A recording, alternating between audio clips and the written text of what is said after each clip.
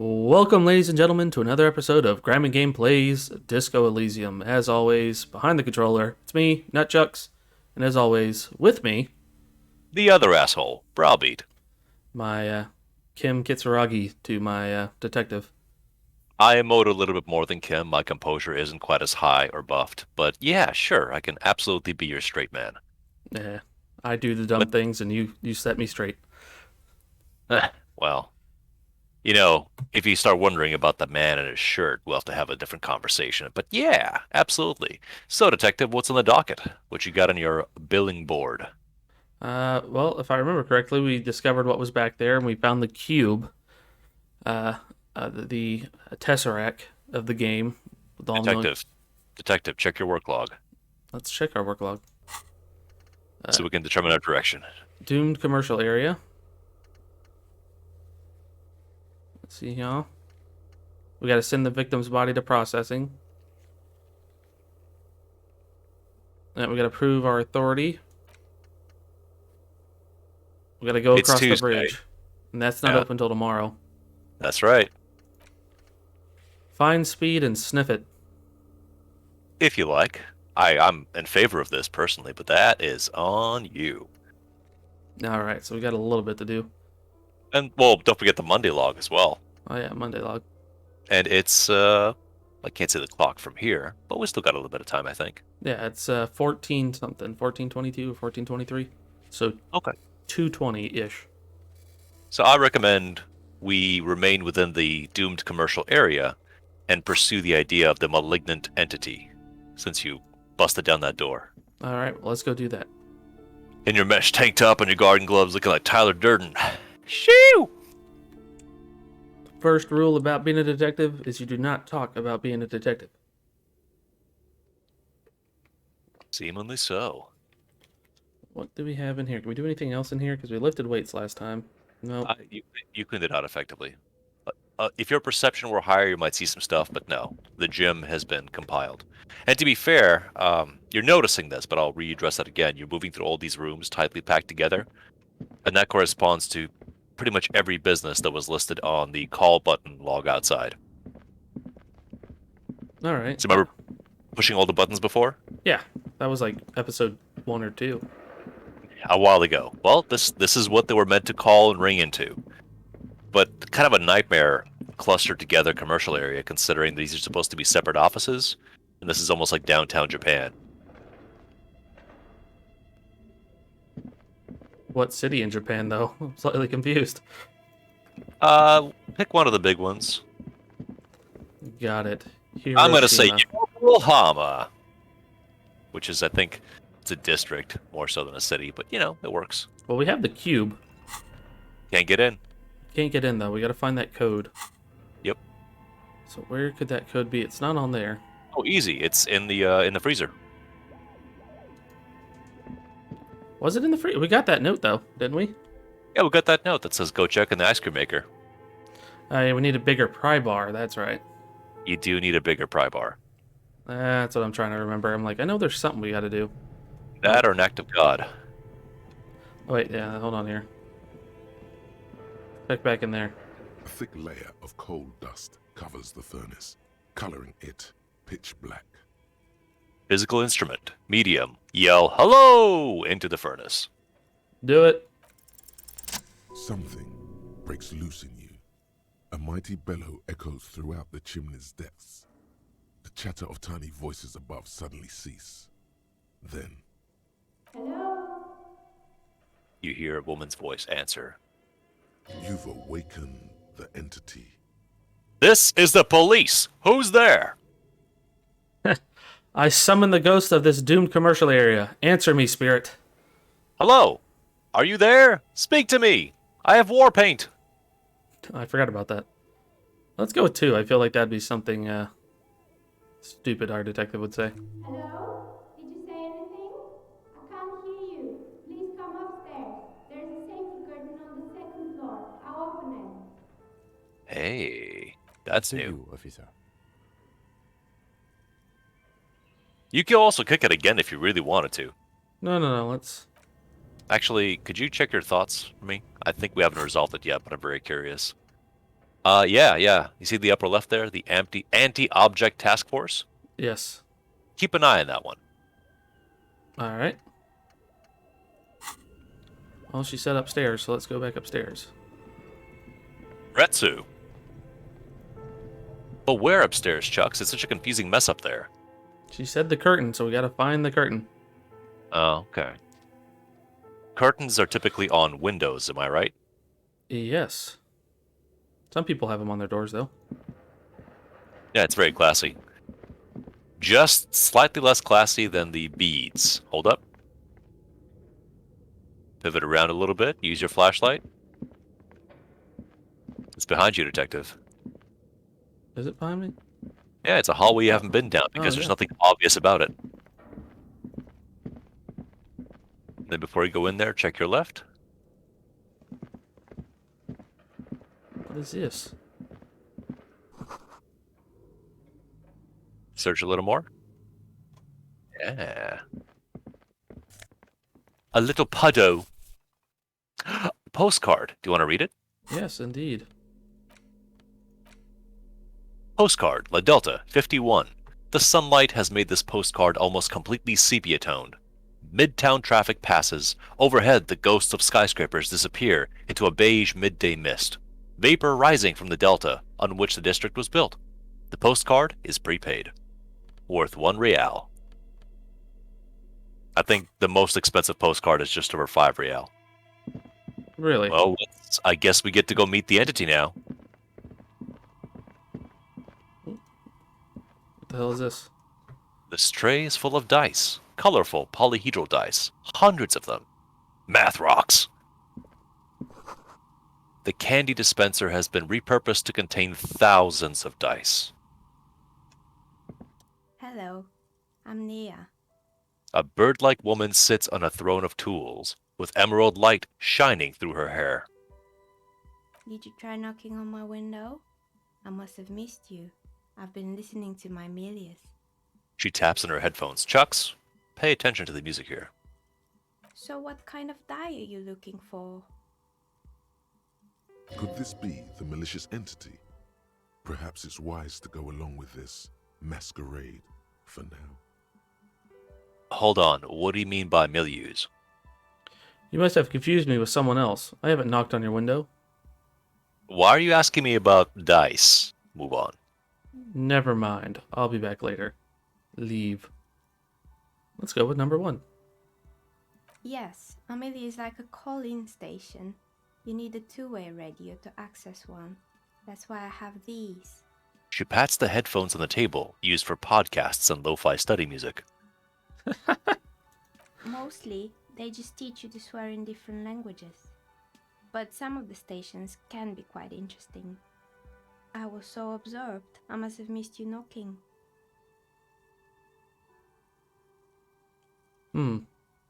Let's go with 2 now. Then how did you get inside? By the south entrance? You know what? It doesn't even matter. What matters is that you're finally here. Let's talk dice. Did you have something specific in mind? Well, if you're so eager to do business, why are you so hard to get to? Yeah, no kidding, right? I'm a novelty dice maker. Tell me the name of your role-playing system and I'll make the die you need. That's why you're here, yes? Ooh. As she speaks, her bone-like fingers fiddle with a ring. Her bones light, but her hands strong. Role-playing games? You know the one made by Fortress Accident. Does that count? Sure, I like role-playing games, and I need some dice. Maybe. I'm not really sure why I'm here, honestly. No, I was looking for something else. Squint your eyes, mysteriously. Answers. I'm not interested in buying dice right now. I'm a police officer, and I need to ask some questions. What are you thinking, Chucks? 4.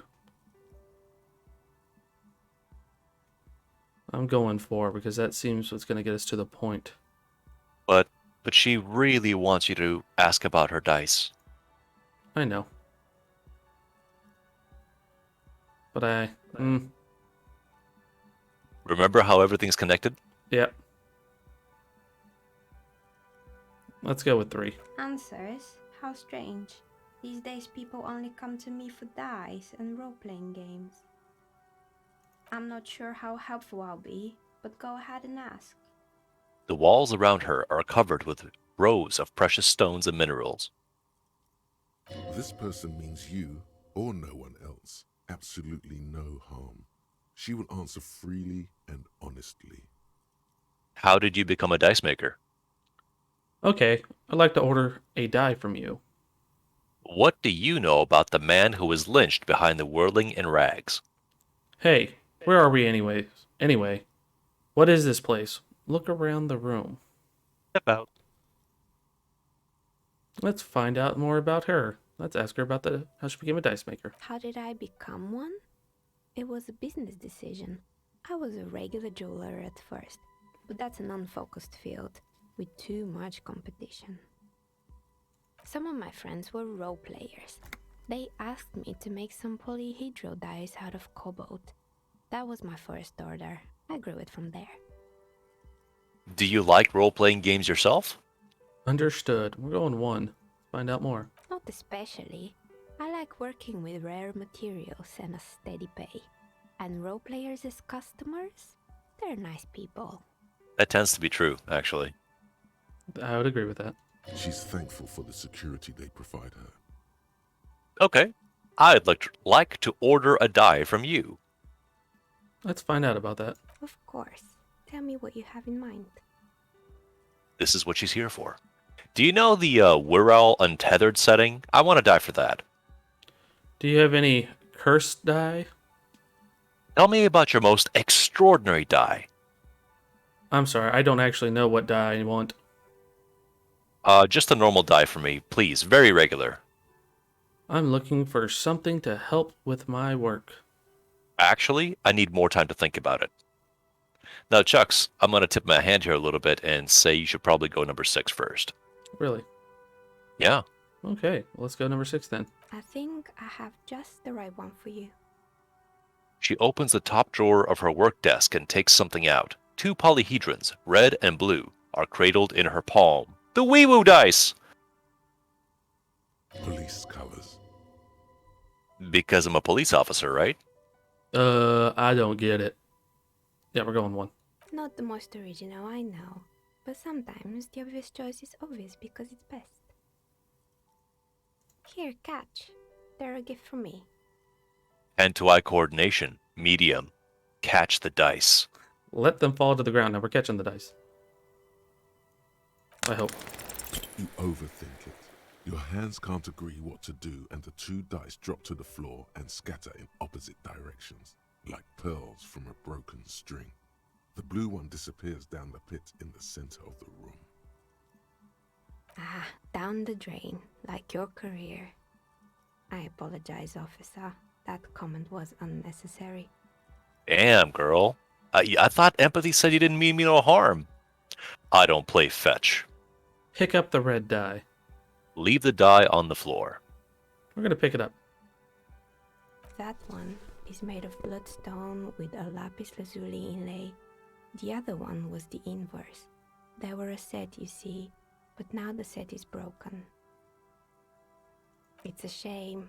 They might have brought you luck. And you'll definitely need luck in Martinez. She closes her desk drawer. Is she pitying you? Good God, she's pitying you. Now, was there anything else? You can also reselect 2 because you didn't make an order to her. I can, but I'm going to go with 3. Okay. I want to know what she knows. Nothing really. I didn't know him. Who cares about the dead body?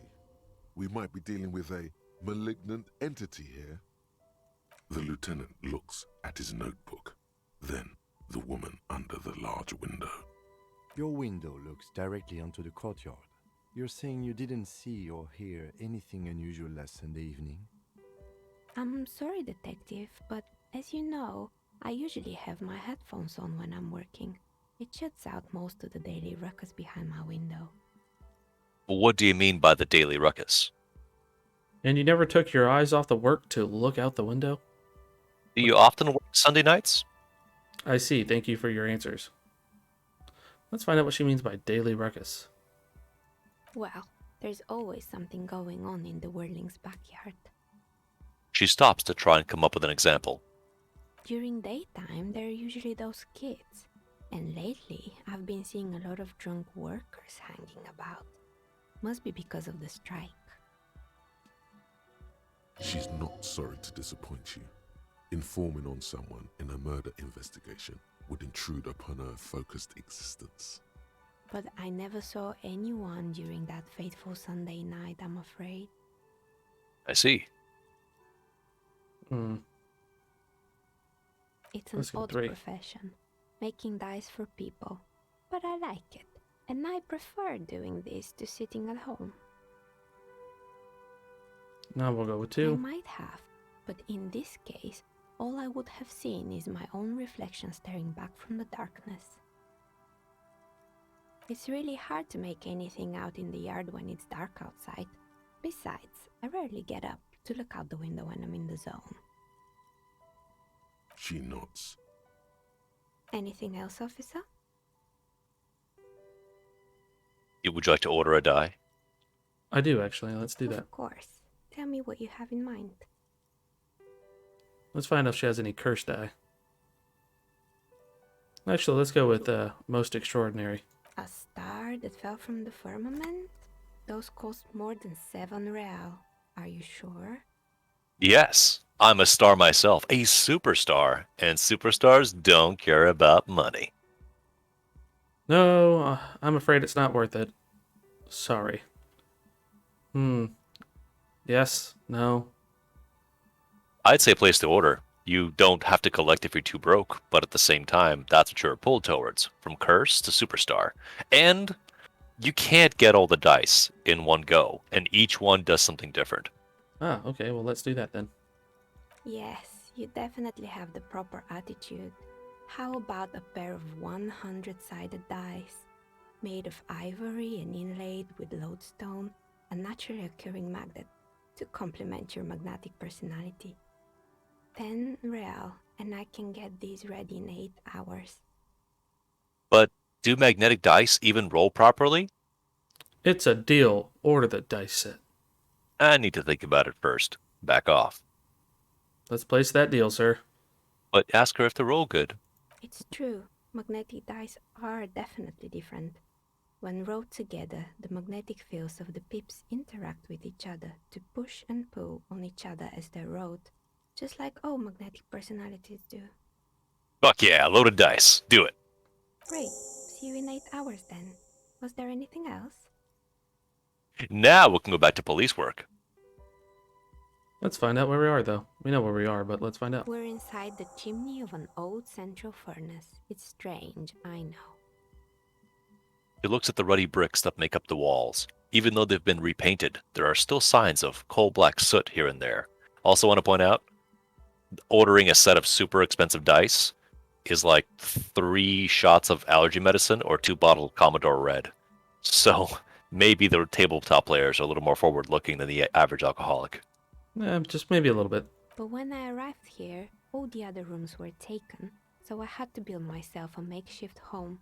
Besides, I don't really have to pay any rent here, so that's a plus. Plaisance was right. There's an entity living in the chimney. You should ask her about the curse. Creative. The lieutenant looks around the spacious room, its ceiling fading into the shadows above. Well, now that we talk about reasonable stuff, I've heard this place is cursed. Did you know that people call it the doomed commercial area? Do you know what happened to the other tenants? Everyone else is gone. Let's go with 5. I've heard the stories, but I don't think those stories are true. She nods as the wind howls in from the furnace shaft above. Wait, how do you explain what happened to all those companies then? Oh dear God, I'm gonna butcher that name. Plaisance is the one who You got it. Yeah, all right. Plaisance is the one who sent me. She's, excuse me, convinced that the place is swarming with malice energy. Chucks, do you have a little bit of Jimmy Fallon syndrome? I do. Okay. I guess whatever that is. Well, you know how Jimmy Fallon can never stay on card, so when he goes to read the text, he has to chuckle, look away nervously, and piece together what he's saying. I do that all the time. Yeah. All right, well, let's go with that one. It's just capitalism. We only hear about tales of success, so it's often surprising to realize how many ventures actually fail. That's so harsh. And yet, so true. Plaisance, the bookshop lady? I've heard that her business is doing rather well. Have the energy spared her somehow? Aha! You acknowledge it! Actually, the bookstore isn't doing that well. There are hardly any customers, and she has to exploit her own daughter to keep the company going. But I did get the sweet hat. The curse is just biding its time before it strikes again. Sooner or later, everyone will fail. Even her. I don't know why the bookstore hasn't gone bankrupt yet. That's what I'm here to investigate. I feel like 1 or 2. Which one is closer to your sensibility? 2. Let's go 2. All right. But it's not just the bookstore that's still up and running. What about the whirling in racks? Some people say it's part of the building complex. Hold on. The Whirling is part of the doomed commercial area? Yes, but it's still a separate building. The malice energies can't reach there. Let's try that again. Malicious. Malicious, I'm sorry. Malicious Yay. energies. Yep, my bad. Vocabulary. It's words. No, the Whirling isn't doing well either. Its waitress just took off and the customers have trouble paying bills. Ugh. You're right, the whirling doesn't really look like it's cursed. I'm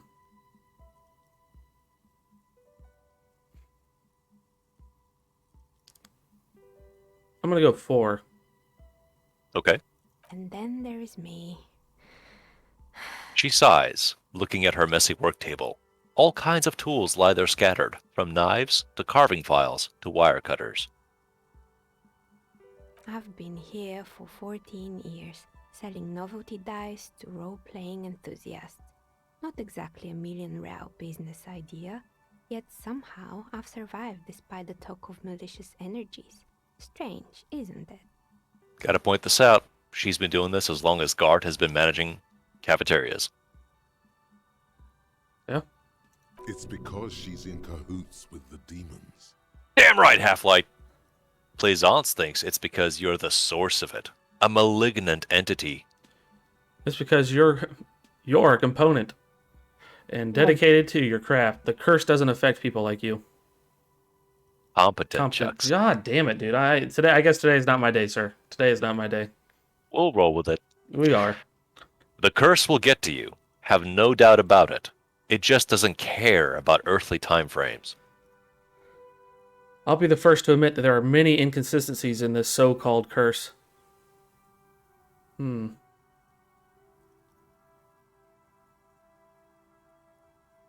go with 1.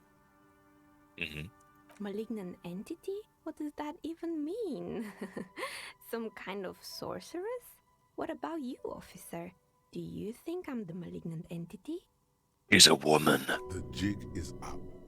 The she-demon knows you've uncovered her true identity. Time has come to face the source. Fear not, for the forces of the universe are supporting you in this psychic quest. How deluded do you feel, Chucks?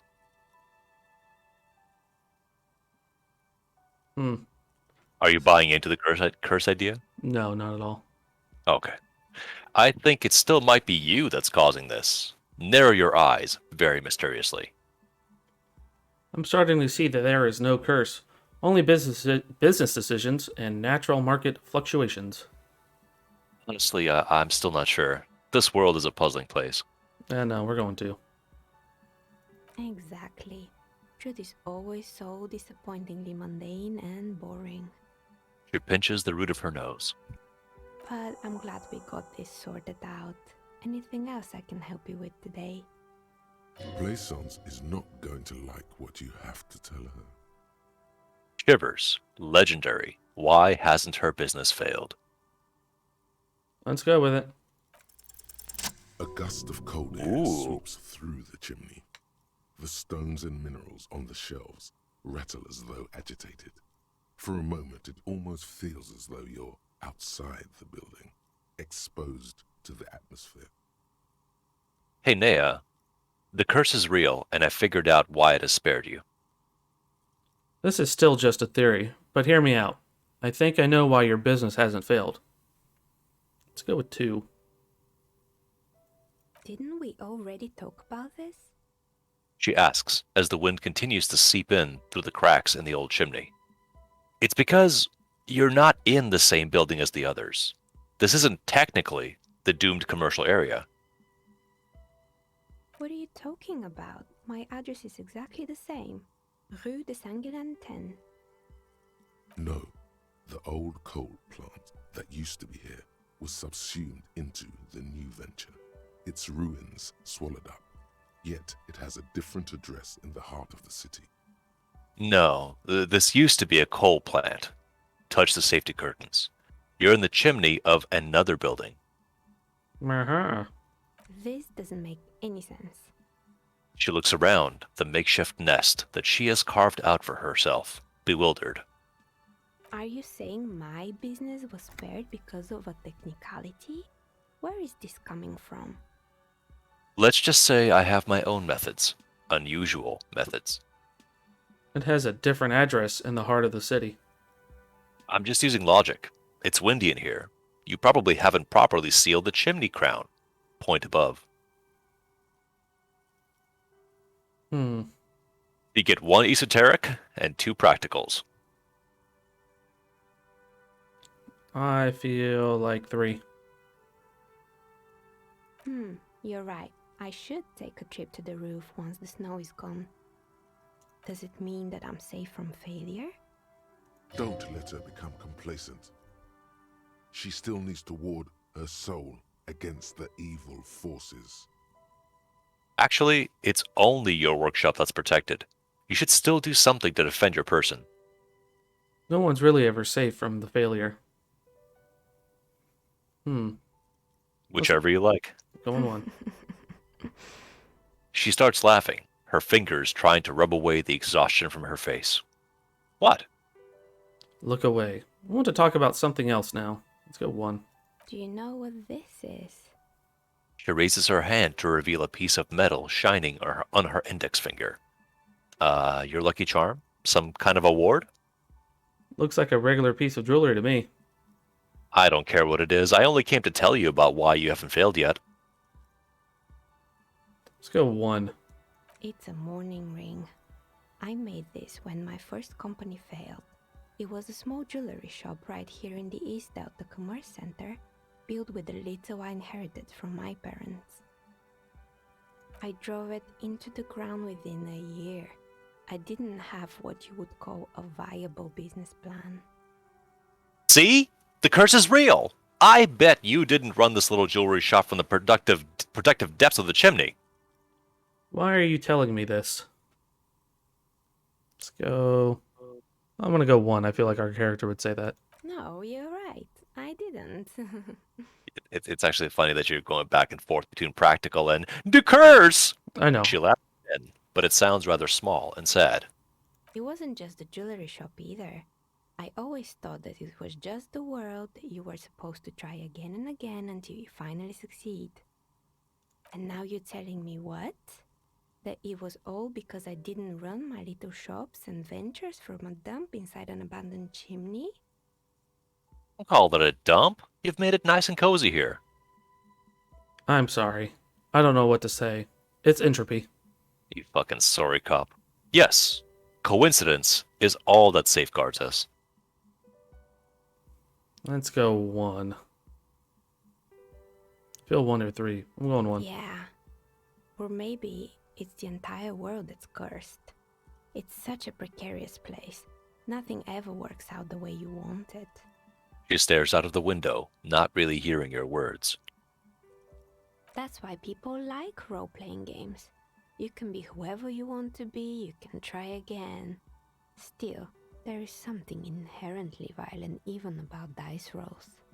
I'm getting called out so hard right Every time you now. cast a die, something disappears.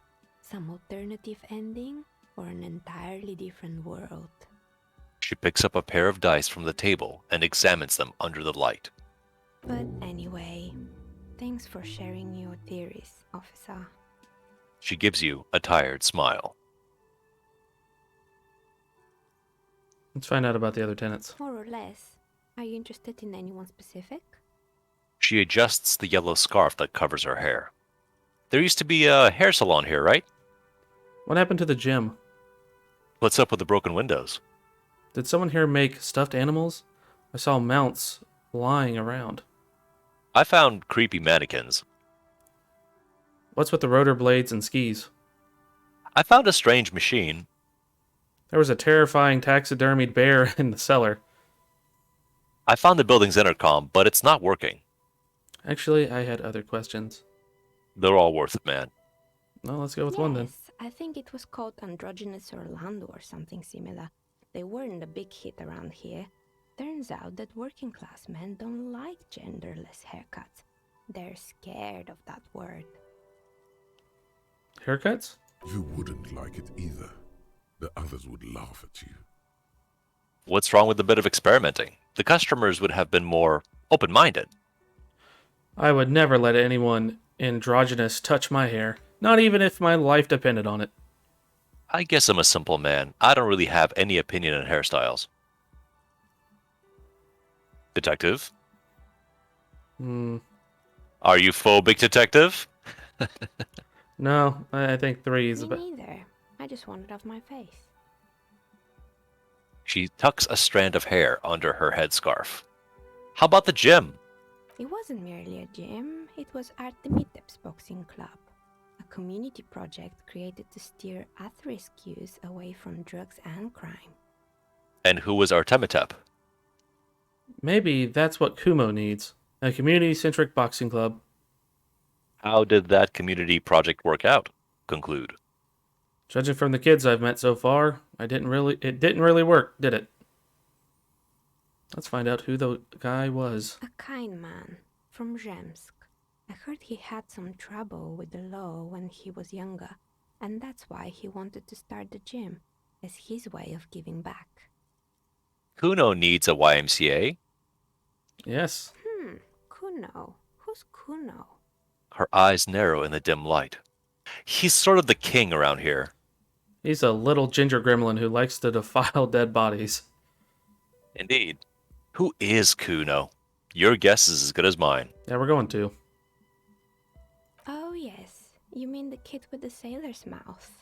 Yes, I've heard him yelling profanities in the backyard. She looks out of the window. It's oddly quiet there at this moment. I think it would take more than a gym to help that kid. Which conclusion will the detective make? 3. It didn't. If anything, it made the youth situation in Martinez even worse. At some point, someone started a rumor that the punching bag downstairs was full of amphetamines. You should have known it. Eventually, the coalition took away the funding and the club went bankrupt. This was a few years ago. It's gotten much more peaceful around the plaza ever since. Maybe one of these will be a happy story? Probably not. Oh, this one's a mess. There used to be a company that promised to repair windows 24 hours a day. What could go wrong with this one, right? Turns out, the business was actually set up as a front for an illicit group that was producing snuff milius. Who would have guessed? Jesus Christ. Snuff milieus. And they never cleaned up the debris either. Now it's just littering the hallway and I have no idea how to get rid of it on my own. Cool. Very cool about the debris. But what's a snuff milieu? It's a shame about those windows. I'm not even going to ask about the milieu. Go on 1. It's a Sub Rosa radio station that broadcasts real murders with real victims. Some people pay good money to get off on it. What does she mean to get off on it? Curious. Don't worry, the ICP has a separate division that deals exclusively with unlicensed sub-roses. This isn't our problem. The lieutenant turns to you. Don't you even dare touch yourself thinking about this. I wasn't gonna, Kim. Look how it's unlicensed. Good luck with that. It's not easy catching those perpetrators. Then she lets the thought go. You're right, that implies that the ICP is totally cool with licensed paying snuff milieus, as long as they're above board and paying taxes. Stuffed animals, you say? You Indeed. mean Mr. Fabron, the taxidermist? No, he mostly just did drugs. I knew it! But what drugs exactly? Detective Electrocam. I need to know what drugs he was doing for my police report. Let it pass. All right, we're going one. He got high on some weird taxidermy chemicals. I wouldn't recommend it to anyone. Eventually, they caused him to lose control of his bladder. The smell was awful. Depression. Even you can probably do better than that. You can almost see it. A small, sickly old man, hunched behind his work desk, his pants stained with old piss, stuffing a sad, stiff-legged raccoon dog. The entire scene looks tragic. I hope you've been training your depression resistance stat, Chucks. Mannequins! There used to be a fashion atelier here, but I have forgotten the head designer's name. They were doing well for a couple of years until the insect rights activists came. Insect rights activist? What in the name of... I didn't know insects had any rights or activists. Yeah, we're going one. Mm-hmm. The atelier produced a certain collection that used chitin among the materials. Apparently chitin is made in the Occident, where it's extracted from beetle wings. And you know how all kinds of political movements are big in the Occident. The activists shut down the biggest chitin supplier, which of course caused the price to skyrocket. Well done, guys. And, naturally, all the most fashionable tastemakers refused to be seen in chitin from then on. The atelier went bankrupt before they could finish the collection. I'm glad that someone took care of the little guys. I like insects. Nod. But insects don't have any brains or feelings. They got what they deserved. Making clothes out of beetle wings is a terrible idea. We're going two. Actually, insects do have brains, but yes, I understand what you're saying. I think the protesters took it a little too far. Anything else? They were made by a company called Slipstream. After they pivoted from making rotor blades to skis, their chief executive took off on a vacation with all their money. She rests her chin on her hand with an impish smile. Honestly, I think it's quite funny. I think he's still sending out holiday transmissions from Tulula or Tiumotiri or Hashtkor or wherever he is. Interesting. What do these transmissions say? That's illegal. Running off with the company's money like that? Why hasn't he been arrested? Let's find out what the transmissions say. The usual, I imagine. That he's been thinking up all kinds of new business plans and can't wait to get started on them just as soon as he returns. Her smile widens before she sees the lieutenant's face behind you.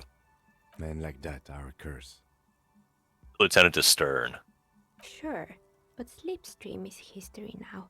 All their remaining assets got seized by the bailiffs in 47. 4 years ago. I have no idea why those skis and blades are still lying around in the house. Not much use now, I guess. Strange matching. Fortress Accident, the radio game studio. She closes her eyes as some remnant of a memory lights up her face. She liked them.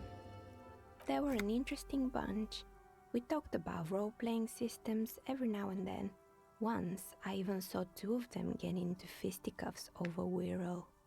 Well, it's important to decide which Welkin are the supremacist Welkin. They certainly took their work very seriously, even if they seem to be chronically liberal with their schedules. What do you mean liberal? What happened? The usual. They ran out of money and couldn't get the project done on time. What went wrong? Well, I did hear them talking at times.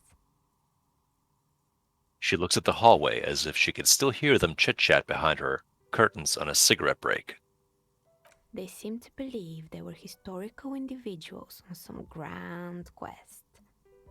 From what I've seen so far, the project did look quite impressive. Really? They must have been on a gigantic ego trip. Let's go with one. Yes, But when the money started to run out, they just began to complain a lot about capitalism. You know, how the markets are rigged to keep out new businesses and so on. In the end, they just didn't get it done. They didn't have enough willpower to produce something truly historic and to show up to work on time. She's right. Showing up to work on time is important. Showing up to work on time is hard. No, scratch that. Showing up to work at all is difficult, especially if you've been drinking. Which side do you take, Mr. Chucks? They should have been there on time. So you're going with authority. Yeah, Okay. Well, I guess your personal electrochem stat is pretty timid. I guess. But showing up to work on time is incredibly hard. That's too bad. I would have supported them. The project looked great. You're right. They should have just tried harder. They had everything needed to succeed. I think 3. 2 just doesn't. I don't think our guy would have supported him, and Still, not everyone is going to make it. That's the nature of the game. Apparently, you gave a very left-wing answer, because money just happened in your pocket. She tossed a pair of dice on the table. One of them stops near the edge of the metallic desk. The dice is black and filled with little silvery flakes, like snowfall. Anything else? Because remember, Mr. Chucks, your detective does have Mazovian socioeconomics ingrained into his soul, so you get to warp reality and make a profit. Or maybe that's the indirect modes of taxation. One of the two. Anyway, taxidermy's bear. Oh boy, the fabled Revachol ICT. You're in for a treat here. He smiles and leans closer, hands on her knees, like a stand-up comedian ready to tell a story. The place was owned by 2 guys who had some rather innovative ideas about marketing. The bear was one of them. Now ask me about their other ideas. Alright, what about the other ideas? I don't care about their other ideas. I just want to hear about the bear. Did the bear work? Let's hear some of the other ideas. I do want to hear about the bear too, though. There was really just one. And it involved picking out the prettiest girls in the neighborhood and paying them 20 cents per hour to man the booth. That's premium prices. And by man the booth, I mean slump behind the counter with a face that could maim you if you ever dared to disturb their bored magazine browsing. She leans back, disapproving. Didn't Frit do the same thing? I think so. Sounds like she really didn't like those girls. I know a girl like that. She works in Frit as a cashier, and she's not particularly friendly. What did they expect? 20 cents per hour is dog's pay. I'm surprised they showed up to work at all. That's an award-winning idea. How else do you choose people around you? I don't have an opinion on employing teens. I just want to know, did it work out for the business? Well, clearly, no. We're going 1. That is an extremely left idea. I can get more money. You choose, man. It's your mind. Yeah, we're going 1. Employing silky teenage girls is a widespread practice, yes. Unfortunately, they always come in packs. I'm talking about acne-ridden girlfriends and gorilla-like boyfriends loitering near the shop. At least that's what happened with Revachol ICT. And they already had the bear. She closes her eyes, as if remembering something painful. But what about the bear? It didn't work out. Yeah, what about the bear? The bear. She repeats, pressing thumbs into her temples like trying to suppress a headache. Of course not. The bear was terrifying. No one wants ice cream guarded by a hostile apex predator. To make matters worse, the fridge didn't work too well either, and half the ice cream came out malformed and partially melted. Oof. Yeah, that's not good. Eventually, Revachol ICT lost the price war to its rival, Glace 5000. Glace 5000 sold caramel sundaes for only 5 cents a piece, out of regular fridges. Nods solemnly. It's the market doing its job. I'm sure the bear was doing its best. The bear was scary. Every time I saw that bear, I felt scared, like it would become alive any moment now. I know Yeah. it's hard to choose. It is. It's hard to choose one or two. And that's, again, a marker of a well-written fucking game. Maybe. Because the taxidermist who made that bear definitely wasn't. Doing his best, I mean. How come? He said that the bear was his vision beast. He said he met his vision beast while high on desiccants. Called it Megatherion. Oh, is that the guy who missed his Scary. pants later? I'm But assuming. Cool. Megatherion? What's a vision beast? Very cool, but I don't want to hear about beasts anymore. Let's move on. We're going one. Megatherion. A mega wild beast. What's a mega wild beast? All right, we're going one again because we've already read two. It's an imaginary beast that guides you through life Ooh. by telling you to do more drugs, mostly. Ah, yeah. Maybe this wise and noble beast can guide you toward those amphetamines you've been craving. I don't do drugs. I do drugs. I got a vision beast myself. I don't have a comment on drugs. Hey, do you think that vision beast could guide me towards some amphetamines? I need your jaw for emphasis.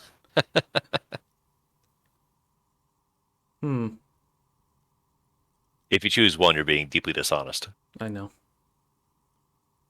And I don't think you don't have a comment unless you're trying very hard to play cop. But again, it's between 2 and 4 as far as what you've built so far. For consistency's sake. I don't, officer. You should stay away from drugs and vision beasts. Anyway, now you know the story of the fallen ice cream empire. She seems almost sad, finishing the story. Some dust beams swirl in the afternoon air. Her eyes follow it idly. Outside it's light. Light scatters from the low-hanging cloud cover. There's always the threat of snow. Anything else? Another failed business, perhaps? I've been here for a long time.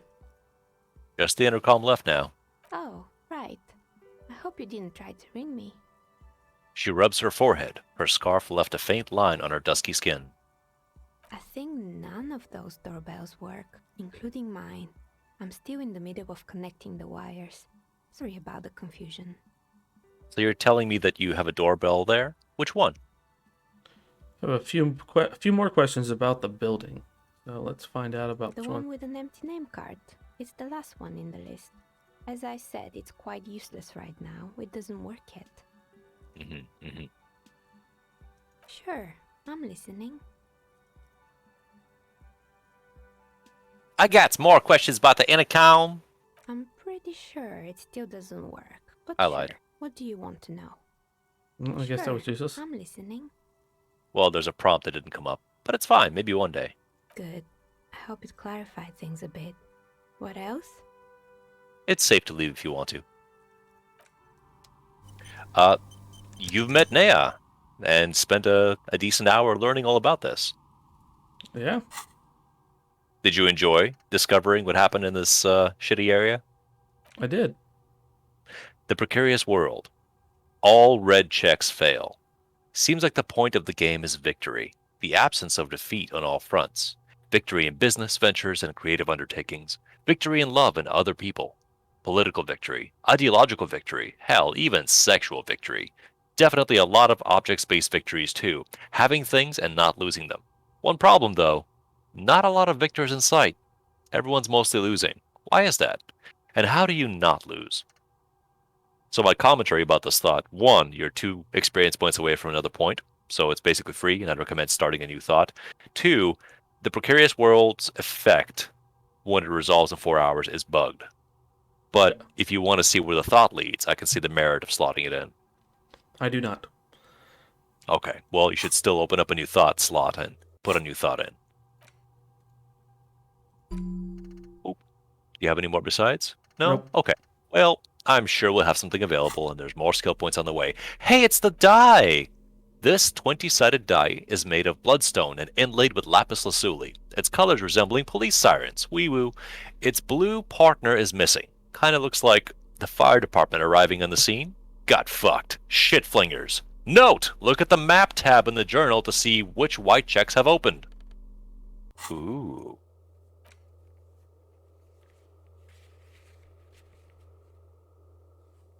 So we got Correct. Hangman opened. Ha ha ha! Dice do things. the Hanged Man. So, what I'm gonna say here is, there's two things we got to find out. One, are there amphetamines in that fridge? And two, or the punching bag.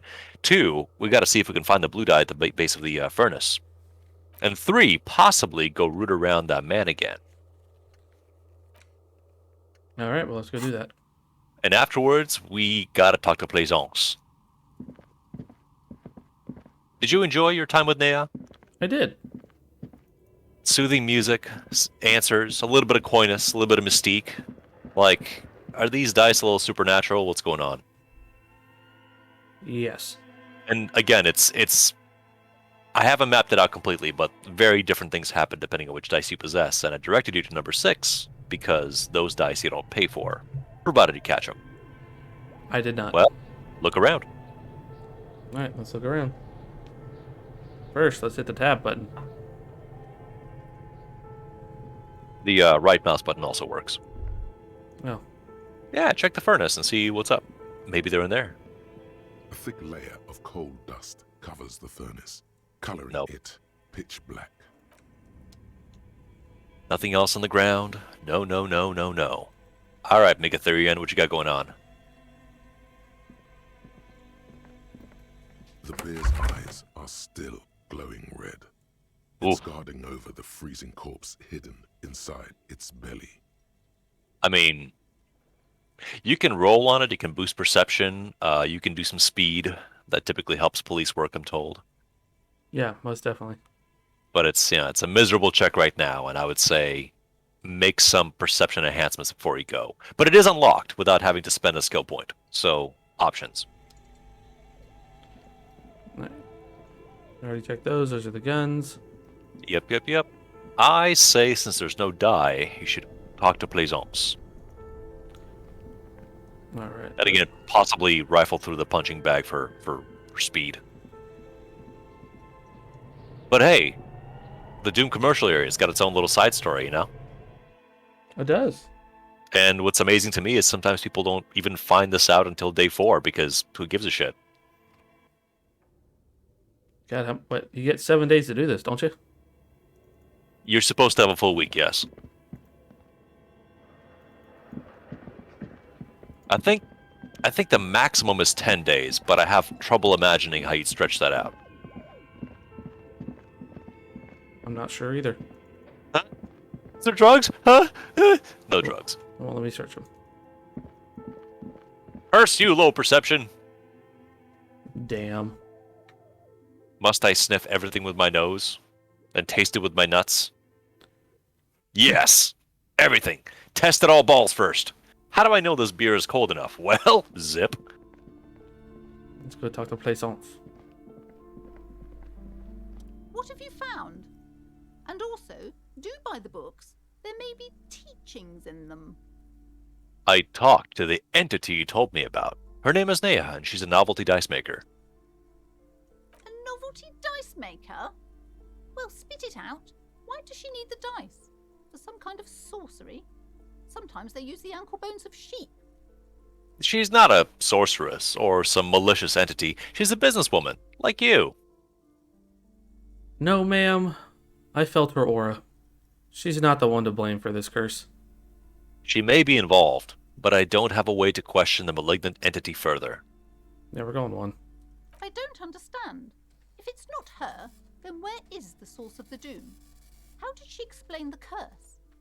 She looks perplexed. Before you say anything, ask yourself, is the woman really able to withstand the truth? Just don't say you don't have any answer yet. The uncertainty is killing her.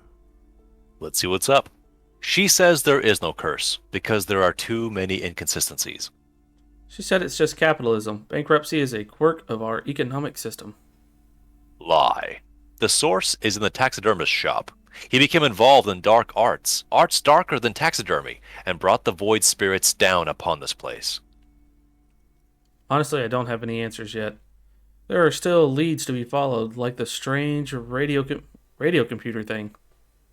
There is another entity, More malignant, pulling the strings in Martinez. Perhaps in my travels I will cross paths with it. Hmm.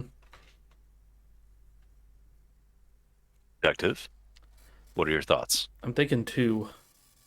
Well, explain your thoughts. Well, it's being truthful with her that it's just bad business practices and bad things going in here.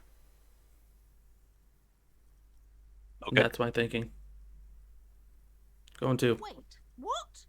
The entire economic system is cursed? Her entire face goes white as a skull. This woman's not healthy enough to withstand this level of stress. I'm afraid that only world revolution can help you. Proceed.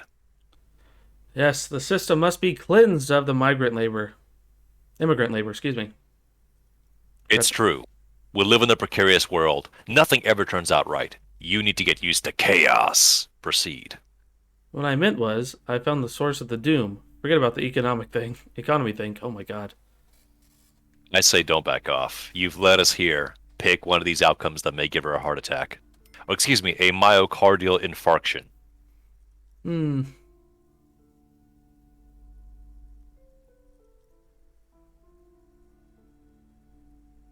Let's go one.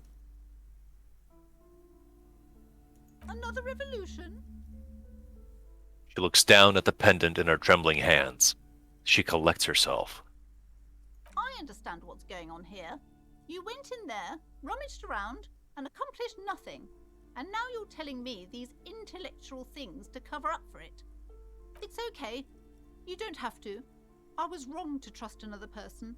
I will manage this psychic calamity as I always have. Alone. On my own. As she has to, every day. Maybe you were wrong. She's endured for at least 4 decades in this world. Thank you for nothing. Please do buy some books, or be on your way. She concludes, tucking the pendant away in her blouse. Wow. Total psychic collapse between you two right now. I am sorry we had to disappoint you, ma'am. Can we go now? You big fucking hero, you.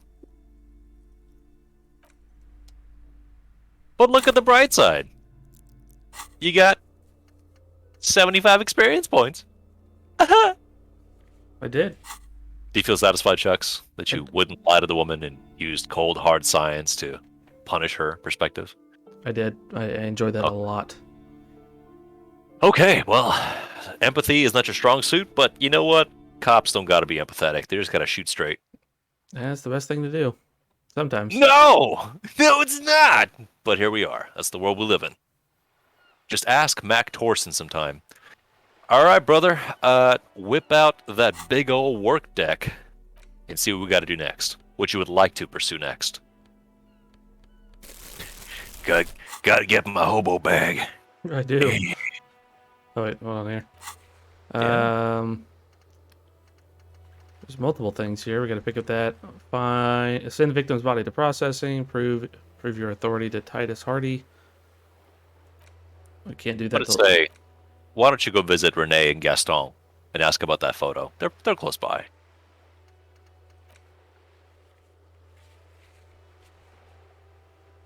Crap! It's been so long since I've Yeah, I talked to know. them. Which one is that? They're in the center down. These in the guys. crater, right there. Yep. Oh, yeah, that's okay. That's what I thought. I'm like, wait a minute. Is it the two old dudes? Hold on. There. Working class drunk. You know what this means, right? Hey, solved. Discard thought. Cracked it. All in a good day's work. Wait, what did I crack exactly? Open and shut. I don't even need to think about this anymore. Goodbye. Finish thought. Let's go one. What do you mean, what did I crack? Look at how working class that drunk is. It's her husband. The missing husband. It is the future leader of the proletarian uprising. It's, some third option? Yes, and you found him. Now go and tell the working class woman. Protect and serve, recruit. Give me the champagne. I'm going in. This doesn't add up. I'm only making a fool of myself. Ooh, this one's tough. Do we make a fool of him, or do we... Well, you did tell her the fuck up a two. Yeah, we did. There's no need for champagne when there's honor, recruit. Go and tell the working class woman what you found, right now. Fuck off, Gaston. We're gonna go tell her. Motorway south. Oh, yes. Oh, yes. The lone vector stretches in your mind's eye into the wild pale yonder, for an unimaginable distance, forgetting, until you can no longer remember anything. No cities, no mountains, no oceans, and finally, no vector. Nothing remains. A blank space with no point of reference, where only one type of motion is possible. The motion of a human throat. Swallow in, and then it comes to you. To reach the end of the motorway south is to be unborn. You've had this thought before, while aimlessly wandering the streets of Jamrock. A lost piece of the man you were. A dark hope. You want to sit on that for a second and tell me what you heard?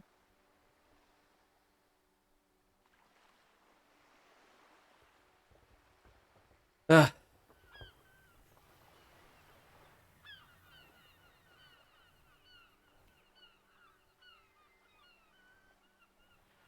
And then Chuck said, I don't get it.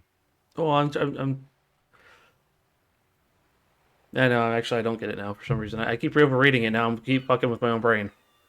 You remember who gave us the thought? I don't. You remember the Pale Driver? Oh, yeah. And she told you about the road where no one goes, and you got really fascinated by the road that no one goes. And you thought to yourself, what lies at the end there? And of course, as the detective thought about it some more, it wasn't about the road. It's what it meant to him. So you've had the thought before when you were wandering around the neighborhood where you lived, seemingly bereft of purpose or hope. And your only hope is to be unborn, to take it away, to stop dealing with the shit that you've got to deal with.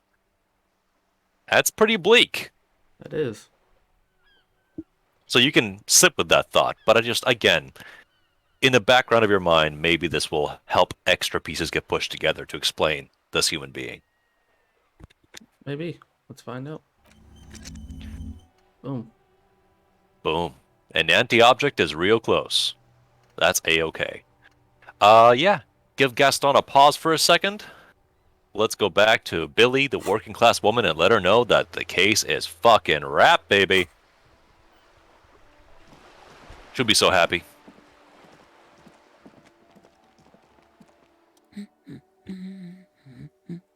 Protect and serve, madam. I found your husband. God damn it, I already told you. My husband isn't missing. She crosses her arms. But you said you didn't know where he was. Well, I found him nevertheless, and I'm that good. We're going to. Very well then. Where is he? She's getting impatient, her hands now picking at random book cover. There! Point to the working class drunk down near the sea. Right around the corner. He has pissed himself.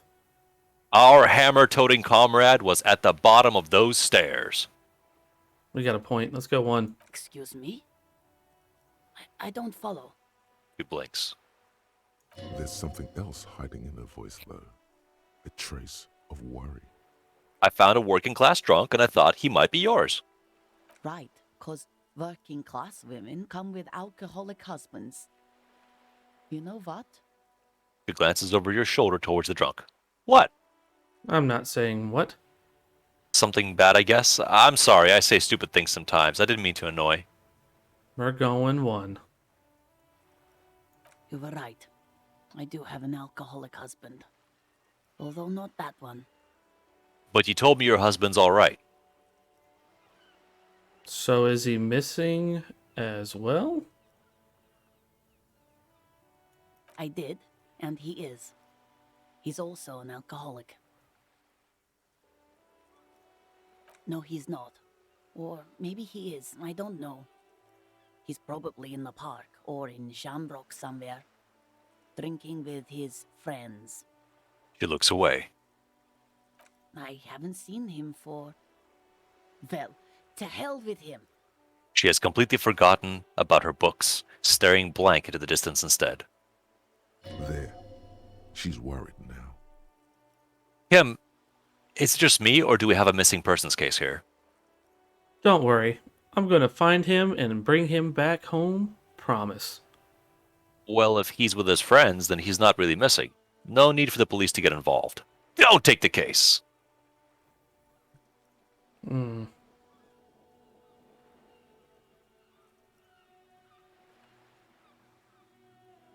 Let's go with 1. I wouldn't be so sure. He replies before turning to face the working class woman. Ma'am, just to be completely clear, do you want to report it to the police? Report what? He's just out drinking with his friends.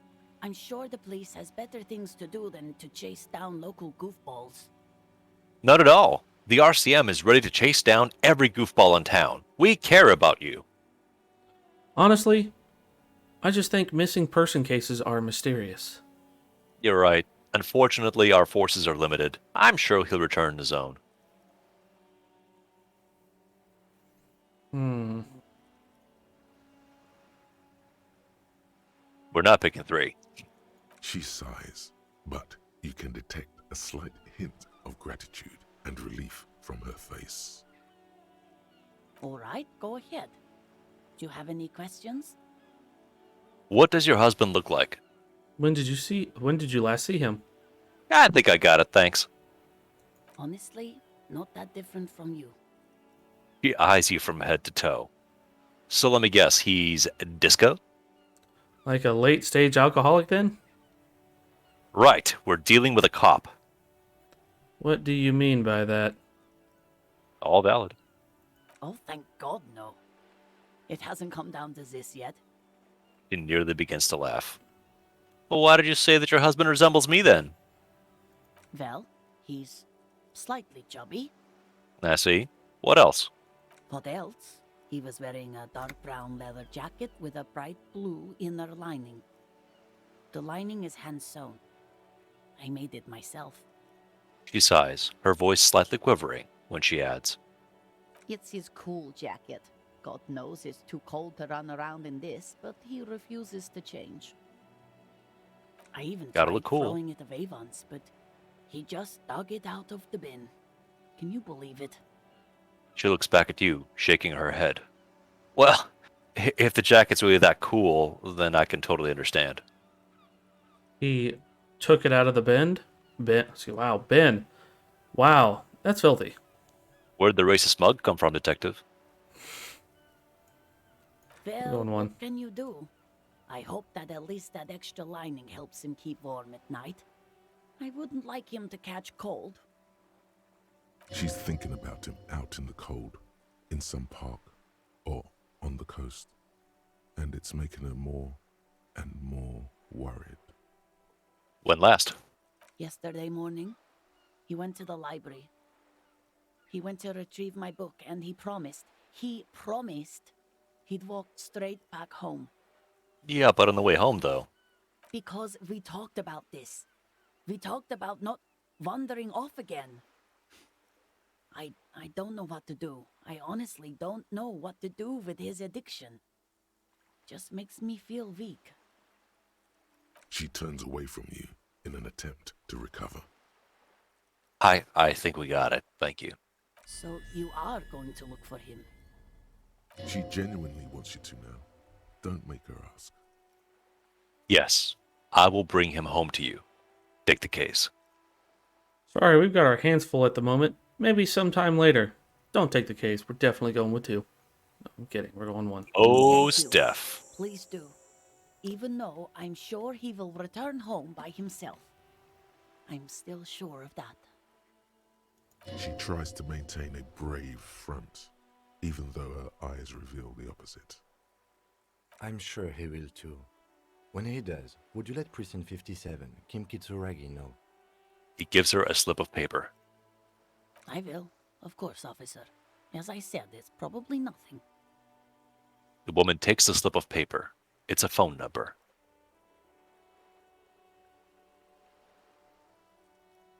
Hey, Chucks. What Yeah? about him?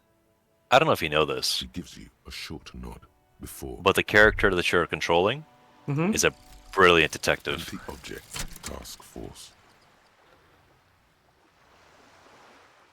Behold, the anti-object task force has assembled. God's avenging angel, arrayed against the lower emanations of the darkened one. Shoe racks, tape recorders, motor carriages, and doors. So many doors. You're not just pounding it all to pieces. You're reforging the universe, from the anvil of the heavens to the worms below. Indulge in it. Be bold. Have an impact on the shape of creation. Out of the furnace of your rage, a new reality. Also, you should trash your room again.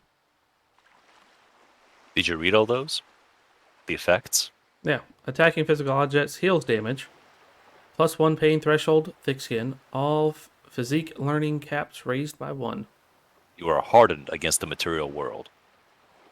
Damn right. It's a great delusion. It's very, very interesting. Why don't you close out that menu and do an awful thing for me? All right. You want to walk to the east a little bit? See that mailbox? Why don't you abuse that The mailbox? dented yellow mailbox greets you with its graffito and bullet holes in the front.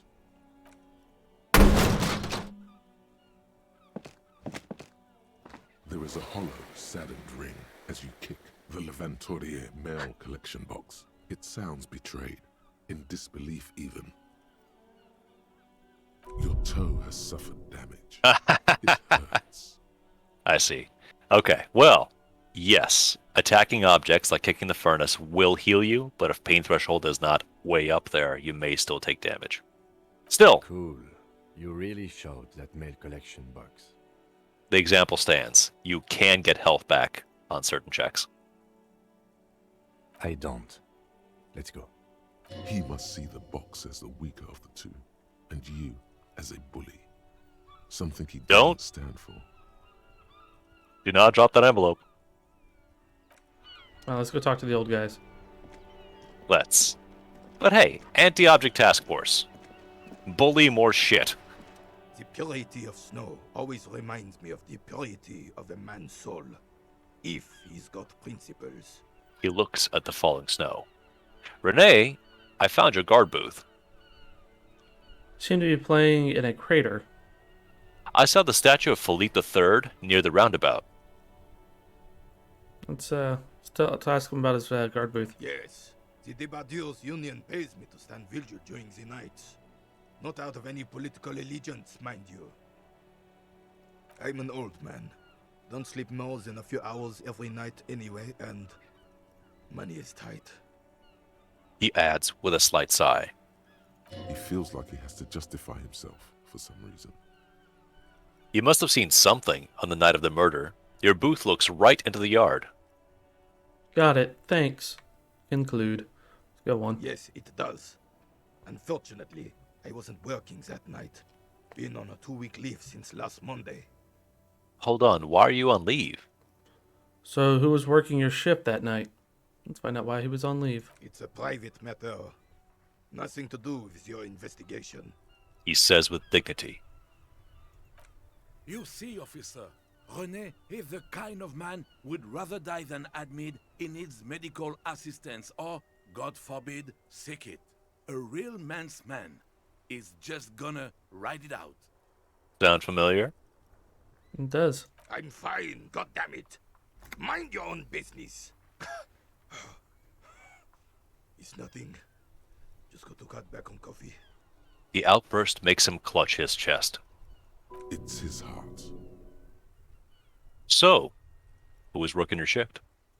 No one. The boss has been unmanned since last Monday. There's no other guard. It's just me. He looks suddenly very No one old and has been tired. guarding the container yard since last Monday. Yes. It's not actually an issue. I mean, He nods before hesitantly continuing. Look, officer, the container yard doesn't actually need a guardsman. Never had one before, René. Monsieur Claire had that booth built specially for him. It's mostly decorative. But hey, Mr. Everard Clare, who's helping you find your gun, took in a member of the community and made him a job. Mostly decorative? So it doesn't matter if you're there or not. Mostly The decorative. possibility of someone being in there is enough to discourage any ill-minded individuals. He tries to argue. Everard created this job for René because he knows the Royal Carabinier's pension of honor and PTSD isn't something a man can live off. A decorated Kingsman collecting tear reflects bad on the whole neighborhood. His words. What a savvy dude. Everard gets it. Big guys looking after the small, and everyone working together. I love it! Such dependency only weakens a man further. Do or die. There is no middle ground. René is but one man. We need a program. Get all the elderly back in the job market. Keep folks motivated. Renee should rent out his services, invest the profit, get a few more guys, expand and repeat. Wage work is a dead end. There's absolutely nothing worse than tear collecting. It's my side thing too. Oh, excuse me. There's nothing wrong with tear collecting. It's my side thing too. Proudly hold out the tear bag. It looks like all of these answers are political.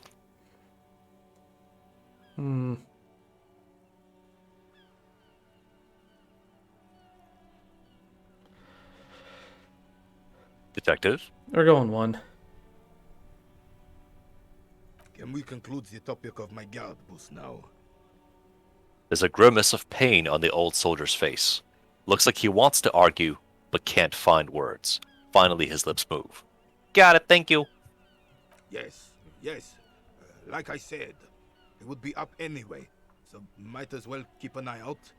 It keeps my senses sharp. Let's find out why they're playing in a crater. Yes. The terrain here provides an interesting variety to a familiar game. Was it made by a sea monster rising from the depths? Was there an earthquake here? Do you know what created it? Let's go with two. Oh, no, let's go one. No. It was left by heavy artillery fire. Okay. It's a crater left by artillery fire, but why? Why what? Why was heavy artillery used? Because that's what happens when communards hijack your country, execute your supreme leadership, and turn your capital into a slaughterhouse. You use heavy ordnance to clean up your home. Wait, who are the communards again? Did you use artillery fire against them? Maybe we can do this history lesson later. Let's go one. Commies, communists, socialists, anarchists, call them what you like. They just chose the name to feel special. Senseless sentimentality. The Carabinier frowns. Let's go one. Sadly, no. It was the foreigners who brought them to their knees. We fought valiantly. Too valiantly. So valiantly we got licked. He adds, squeezing a bull in his fist. Should have fought dirty, like they did with their suicide sex cult propaganda and mad anarchist women strapped to shrapnel bombs. We didn't though, and we lacked caliber. God bless him, but the suzerain's cannons simply weren't big enough. Why shell them here in Martinez? They should have chosen a place away from the from people and buildings. Look around. I understand. I'd bomb this place too. Let's find out. Because this place is a damn beachhead. Had to soften the commies up first. He says, pointing up to the bay. The beachhead? Yes, the military coordinated amphibious landing to take back Revachol. He nods, inspecting you with some disdain.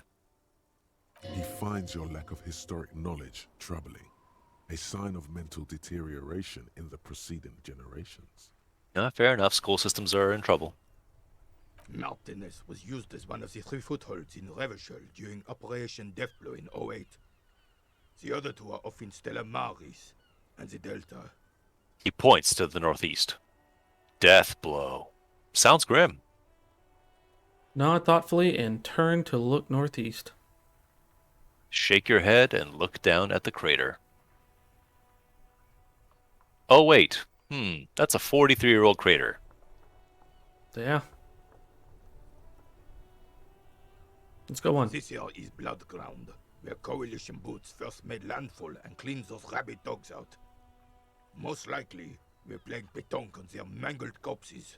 He says, looking down at the soil. Crunch their bones with their bulls. Ground.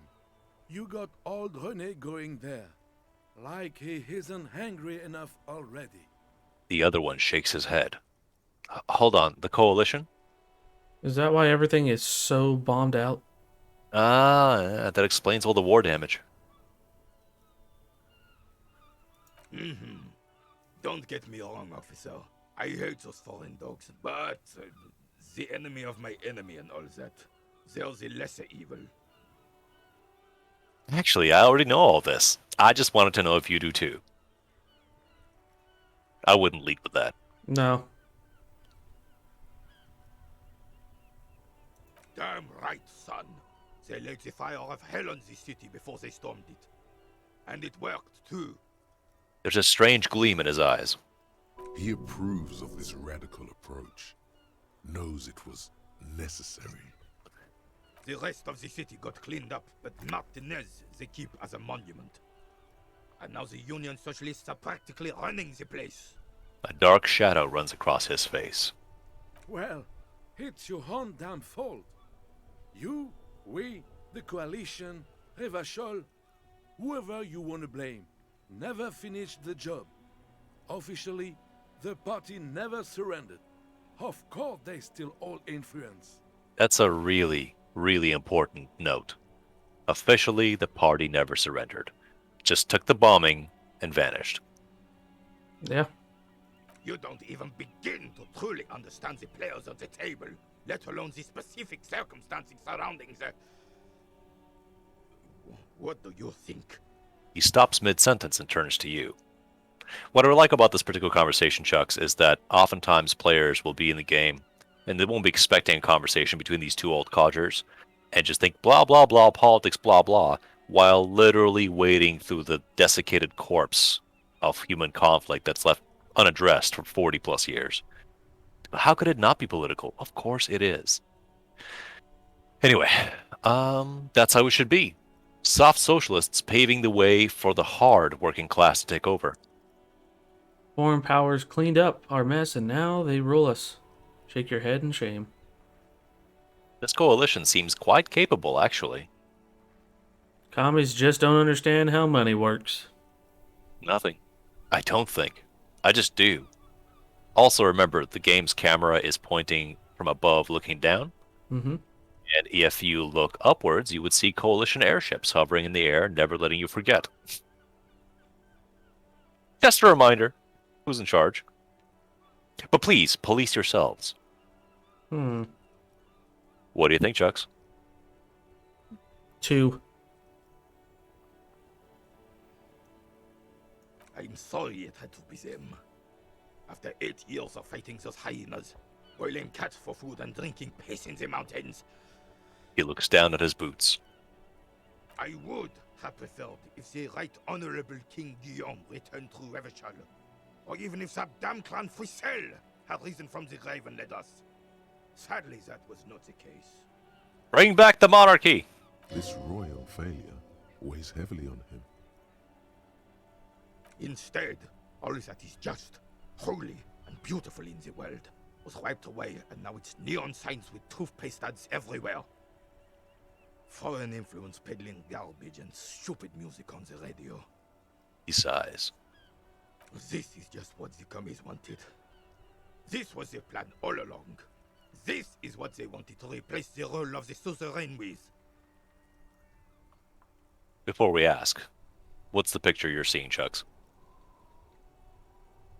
What he just described, I'm picturing a little bit modern cities with all these other countries influencing it. So they have neon signs everywhere with toothpaste ads and crappy music that kids are into, so that way it can influence everyone.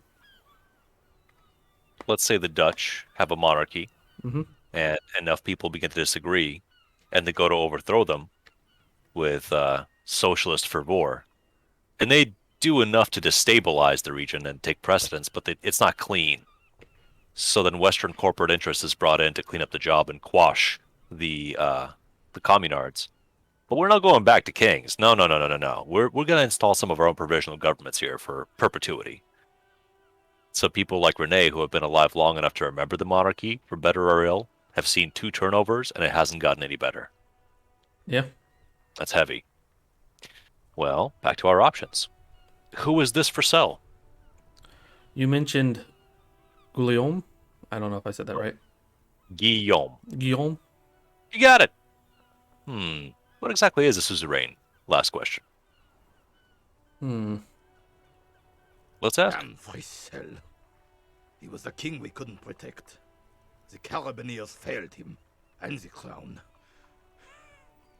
He died in the hands of the Hyperlay, in a very public execution. The old veteran falls silent and massages his chest. A true king in both blood and mind led Revachol before Fricelle. He would have been better, but the damn commies drove him into exile. Oh, just like Heinrich. Or Bismarck, was it? Hey, you guys, you solved this among yourselves. I'm fucking outie. Essentially, yeah. That's how Bismarck was. Like, you guys want me to leave because you think I'm fucking up? Alright. You guys pay for my house, I'm moving out. And that's what they did. The suzerain is the king! Has everyone forgotten already? They forgotten already. He then slowly nods and says to himself, I know that this man comes off as an asshole on first playthrough. I can't see him that way anymore. I don't see him that way. I see him as a man who's just frustrated how things are.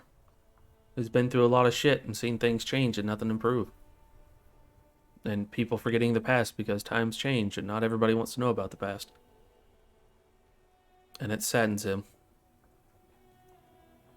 Soon, they will forget everything. Him too. Then he chooses anger over melancholy. It's no use talking to you. You were still in Daddy's balls when it happened. When we took our last stand against the filth and rode the cavalry straight into gunfire. Hey, Chucks, let's talk to Rene real quick. Is there anything you can tell me about this rifle? Hold out the antique firearm. Composure. And, Composure. Go ahead. Legendary. 14. What is it about the old soldier that makes him stand so proud? Go with that one first, or should we ask him about the rifle? You can mouse over the check to see what we're dealing with. Low. Well, you know his on-the-job situations. Let's talk to him some more. It's a Belle McGrave. 4.46 caliber. Breech loading. Revachol made. Good weapon. Accurate and reliable. This one's inoperable. The bolt spring is missing and the mechanism is jammed shut. Still a beauty. Where did you find her? He adds, handing the rifle back. In the basement there. Point at the bookshop. Sorry, I can't divulge that information. What do you mean find? This is my rifle. I always have it with me. Yeah, we're gonna do it. We're gonna point to the bookshop. I'm not surprised. There are probably lots of forgotten wartime weapons lying around here. Back in the day, everyone had something stashed away. Yeah, dude, just picture that you're around your workplace and going to different tenements, and in the basements, there's probably a partisan cache just lying there full of old AKs. It's kind of comforting, isn't it? Oh yeah, most definitely. As for the rifle, I don't know what else to tell you. These BM446s are an antique. No one uses them anymore. The ammunition is impossible to find. That's actually really good. Because if we need to find and source that ammunition, that could be useful. Yeah. Well, let's talk about the roundabout. Ah, yes. King Philip III on his steed. A reminder of what Revachol once was. Oh, absolutely.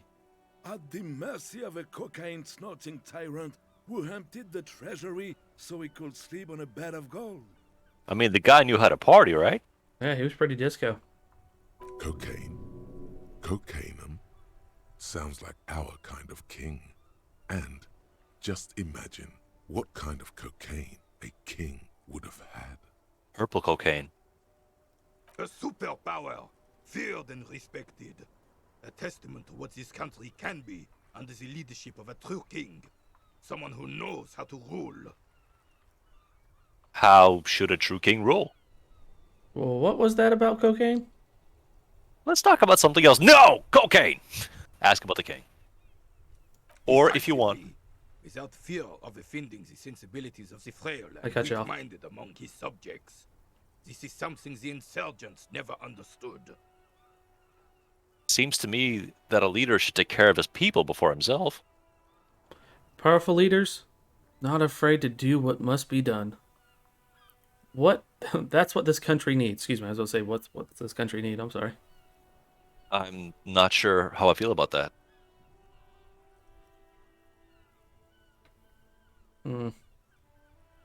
Let's go 1. A nation is only as strong as its leader. That's why it was such madness to try to... Don't get started on that again. What happened, happened. There is some weariness in his voice now. He's heard this rant many times before. The Carabiner doesn't reply, but his entire being communicates unbreakable resolve. Cheeks clenched. No one and nothing can change this man's mind. He is as rigid as they come, still in that antique uniform. It's a symbol for him. Oh, old Philip was a big fan of the purple nose candy the nobility loved so much. A cocaine connoisseur of sorts.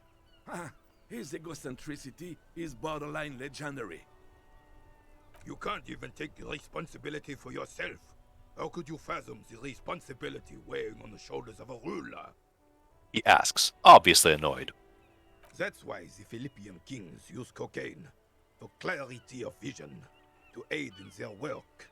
Regnum cocainum, Revachol's finest years. He seems to grow taller, brimming with pride about the past. You got some first hand there, Renee? I'm satisfied with this explanation. Of course, clarity of vision, awareness. Lieutenant Mark Striley. Of course, it all makes sense. What was that about higher realms? Sounds interesting. Oops, I skipped one on accident somehow. Oops. Yep. Oh yeah, Philip III was even brought into this world with the help of cocaine. The court medic administered a dose to his mother when she was in labor, and it is well known that in the help of cocaine, only the purest of course, he was able to connect with higher realms. So, yeah, crack baby royalty, confirmed. Yeah. Damn, son. All right. Such responsibilities require a boost every now and then. I sometimes need one too. Seems like irresponsible behavior for a monarch. Drug users shouldn't even operate heavy machinery, much less rule countries. Wipe your nose. Thanks for clearing that up. I have some other questions now. Let's find out about higher realms. It's really not. Please, do spare us the cocaine fairy tales. He turns to Renee. Yes, indeed. We're not here to investigate the drug trade of centuries past. But imagine purest cocaine. Now that would make you feel like a king. Not that you can afford it, but what about speed? Speed is cheap and good. Electrochem is a serious homie. I mean, dangerous and exciting. Do you want to ask about any more of the cocaine tree, or are you done? Are you satisfied with that? I'm satisfied. Okay. Right. Let's do it. Nope, still 8%. Let's try it. Let's try it. All you Ooh, observe failure. is a veteran refusing to let go of the past and his old uniform. This is not uncommon. This is the uniform of the Royal Carabiniers in service of Frissel I, Guillaume le Lion, and the valiant King Philip V before him. He catches your glance and nods. Don't you mean Freestyle the fan? You do not speak his name, Craven, although he was a clown. But he was our clown, ours to ridicule and to mourn. He adds, turning his back to you. There's something you missed. You will get to it. Don't worry. No. Composure, one day. I suppose we should regard Gaston.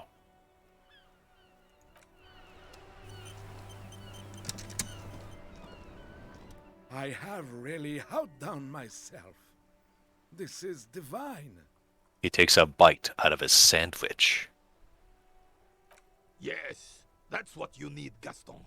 More padding on that fat arse of yours. I hope your heart gives out. True friends. René, it's a little pleasures. Life doesn't need to be a struggle. Hello, officer. How might I be of assistance on this fine day? He turns to you. Tell me, what do you know about the dead man? What are the rules of this game? Oh, that looks delicious. Point to the sandwich. Can I have a bite of that? Bye for now. Leave. See what he knows about the dead man. Let me think. I heard someone was hanged and left on a tree for a week. But that's all I know, really. Come on, you must have heard something. Really? You know absolutely nothing. Shame. Maybe you can help me with something else then. Let's go one. No, officers, I'm sorry. And I really would like to assist. You are both good guys. I can see that. He adds, smiling apologetically. Then help them, you wimp. You have plenty of shoulder with the ghost caviar in the Union. Someone must know something. Reproach fills his eyes. I wish I could, but I just don't know anything. I always keep my nose clean and don't gossip. Everyone knows and respects that. His cheeks turn red. Respects? The old carabiner can't believe what he's hearing. Sounds a bit like you're holding back. I'm not even anyone. He assures you. Of course he's holding back. His mouth is so full of Union prick he can't even speak properly. The carabiner crosses his arms. Can I at least finish my fucking sentence before you piss on it? Is that okay, René? I'm not anyone important in the Union. I just know Evrard. True friends, man. Can you feel it? Mm-hmm. How do you know Everard? Are you a union member? Thanks. That's all for now. Everyone in Martinez knows the Clare brothers. I taught these boys human studies and history in the gymnasium. He says solemnly. What do you know about history? You never witnessed history. Only heard about it years later, when it had already moved on. You don't know history. The carabiner snaps at Gaston. The old soldier mumbles something under his breath and turns to face the sea. Let's try not to get caught in a crossfire. The lieutenant lowers his voice. Lest we leave riddled with bullet holes. This animosity is ancient. There's a lot of bullet holes in Martinez. Oh, yeah. Oh, in many ways, yes. Like an honorary member. I attend meetings and parties, help with little things. Evrard, Edgar, and the older debarders all know me. Oh, look a nice toady. In many ways. So you're not an actual member. Let's go with the one again. Oh, yes. Not in the technical sense. I don't have a vote or a membership card, but Evrard keeps me on the payroll, just for the little things. His eyes fix on the bulls in the crater. Of course he's not a member. He's not a member of anything. I knew that. He's a Vezavane. Turns to where the wind blows and tries to look important. I hate the socialist rabble, but even siding with them is better than living your entire life on the fence. Never committing to anything. Pick a damn side already. Hard call-outs, brother. What are the little things you do for Everard? Let's find out. Writing work mostly. Occasionally, he needs something written, and I happen to have a way with words, people say. Okay, what kinds of things do you write for him? Oh, nothing official, I assure you. Just essays for the newspapers. About Martinez and how things are and how they could be. Evrard and I had these long talks where... Well, he tells his little pen man exactly what to say. It's commie propaganda, plain and simple. You should be ashamed of yourself. I do little things for Everard myself. Nothing wrong with that. I do little things for Evart too. I feel terrible about it. Let's stay on the track here, guys. How does the detective feel about Everard Favors, considering he's helping you find your gun? Lost gun. Let's go one. That's just the way things work around here. No reason to feel bad about it. He declares merrily. No, thank you.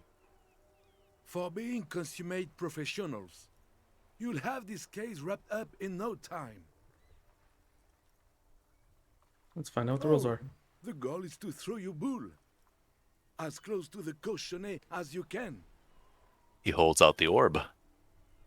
That's the cochonnet. He points to a small wooden ball in the middle of the crater. Interesting. Tell me more about it. I think that's all I need to know about Pentaqual. I don't know how to say that. Petonk. Patonk. I don't speak foreigner. Crazy languages. We speak Revacholian in this country, sir. Not Abraca Ding Dong? Not Abracading-dong. Well, first, you draw a circle about a half a meter in diameter.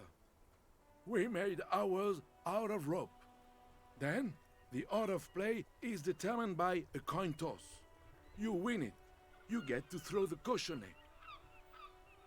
Then, the players aim to throw their bulls as close to the cochonnet as possible. They must stay in the circle and keep both feet planted.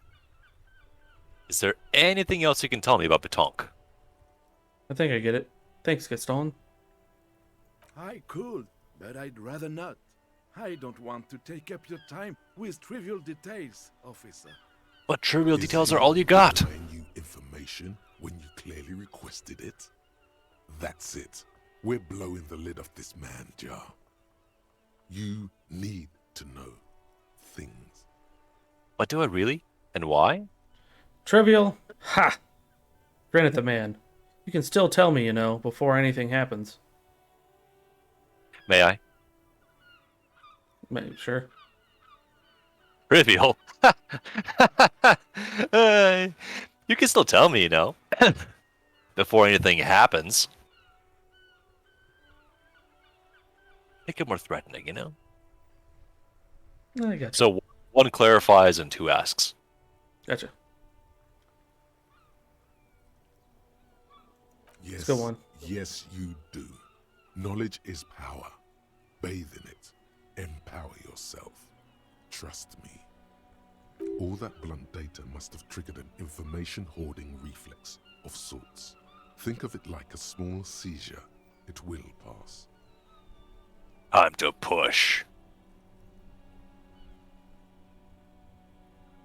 You know what the reasonable answer is, but the game rewards you every time you get a little selfish. Then there's measuring the distance between the bull and the cochonnet. I always measure ours, but usually it's done by the player who threw last. Your keen interest is making him uncomfortable. The opponent has a right to remeasure if he has doubt about the result, and... He's trying to think of something else to say, but then, seeing your beady eyes, stops. Can you believe this clown? This is information you must have, and he's stalling. Lives could be on the line, and he's just running out the clock. Stop stalling and talk, goddammit! Is that all? Because I swear to God, if you're holding back... This is getting weird. Better hit the brakes. I don't know. I don't want to threaten the old man. Say lean in. All right. I'll threaten him. Yes, officer, yes. I swear, I don't know anything else about Pétanque. It's all I know, I swear. And that's how you break a man if the good cop and the bad cop have left for the day. Disturbing cop to the rescue. So worth it. Let's cool Mr. Fight or Flight down before he kills someone. He gets overstimulated. But seriously, enough with the Pétanque already. Good, Gaston. See how it's all good now? Yes, yes. I'm sorry, officer. The senior is visibly shaking before you. Good. Gaston finally understands the rules now. Let's see if it makes him a better pétanquista. An evil smile runs across his lips. What was that all about? Some experimental interrogation technique you're honing? Yeah, how'd you know? I was hoarding information and had a seizure. I'm fine now. Honestly, I don't know what it was. Let's go 1. I know a weird cop when I see one. It doesn't work. Weird cop only confuses the suspect and the weird cop himself, while all he should have done was ask normal questions. Just please ask them normal questions. But Kim, don't you understand? I'm a remarkable experimental detective. And the detective needs to ask about the sandwich now. He does. I'm sorry, officer, but I really don't share food. Nothing personal, it's just a principle. He quickly The adds. only one you have. Suddenly you realize how hungry you are. The last time you ate must have been God knows when. Please, man, can I just have a bite? Don't be a dick, Gaston. There's plenty for everyone. Okay, I'm not that hungry anyway. Let's go polite. Believe me, officer, I wish I could help you, but I need this sandwich to keep my blood sugar stable. In my age, you need to pay attention to these things. He's squirming, avoiding your gaze. You can barely hear him. The sweet smell of pickles in harmony with garlic butter and marinated onions emanating from the sandwich is driving your mind in a singular direction. It must be yours. Man, shit's making me hungry. Please, friend, let's just share it. You're not hearing me. Man, sorry. I need the sandwich. Go polite one more time. After that, I'm being a dick. Fuck off! It's mine! He jerks away, immediately startled by his own reaction. Sorry, officer. I'm sorry. I didn't mean it in a bad way. But the sandwich is mine. I'm not gonna share it. He continues When the cautiously. Indians come to rape our country, he hides. But try to get a bite of his dear sandwich and he gets claws? We are a special kind of vermin, Gaston. Rhetoric, legendary, convince Gaston to relinquish his sandwich. I don't think we're gonna get it, but try it. A man so Ooh. principled about his sandwich calls for a principled approach. Time to get political. Political! What is political? I'm already tripping knee deep in politics, baby. I'm not so sure about this. Let's go You to. really do. Now unleash the fury. This city is going to shit. Sooner or later, some foreign anarchist is gonna steal your sandwich. That's a fact.